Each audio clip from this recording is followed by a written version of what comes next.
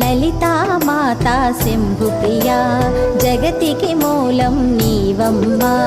శ్రీ భువనేశ్వరి అవతారం జగమంతటికి ఆధారం హేరంబునికి మాతవుగా హరిహరాదులు సేవింప చండుని ముండుని సంహారం చాముండేశ్వరి అవతారం పద్మరేకుల కాంతులతో బాలా త్రిపుర సుందరిగా హంసవాహన రూపిణిగా వేదమాతవై వచ్చితివి శ్వేత వస్త్రము ధరించి అక్షరమాలను పట్టుకొని